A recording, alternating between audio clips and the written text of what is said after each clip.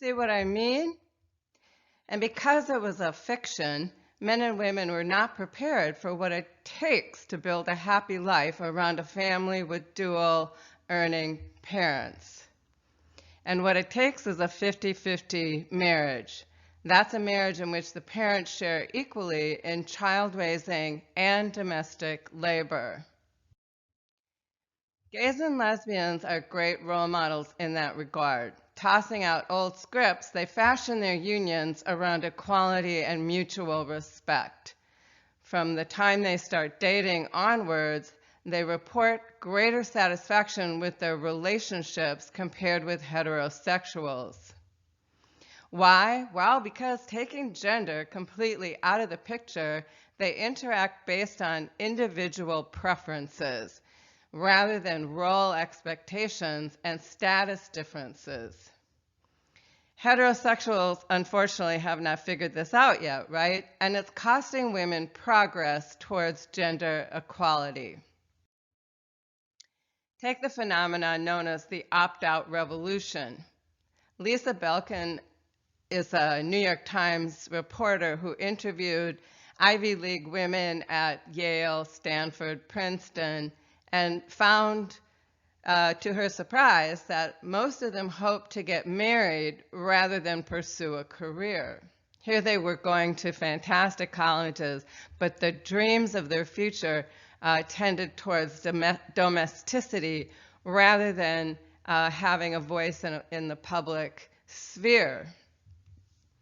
As we'll see in The Makers, it harks back to the 1950s when women went to college to get their MRS degree. And back then it was because women didn't have another option.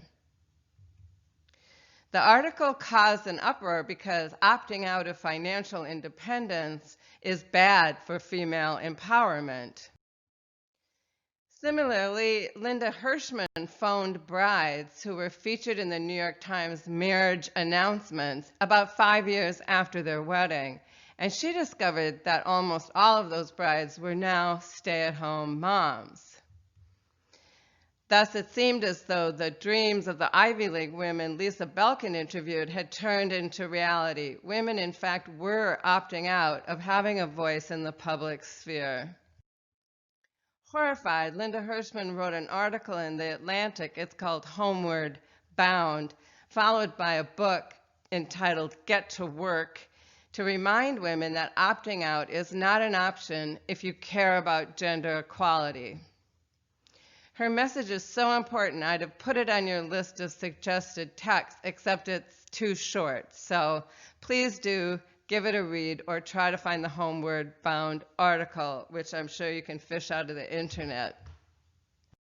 Now, there is a book on your list called Lean In, which serves somewhat of the same purpose. It's written by Sheryl Sandberg, who is known as the wealthiest woman in technology. She is now Facebook's COO. She started out at Google. And in her book, she exhorts women to grab a seat at the table because she's very concerned that the women's movement has stalled. In her 60 Minutes interview, she explains why.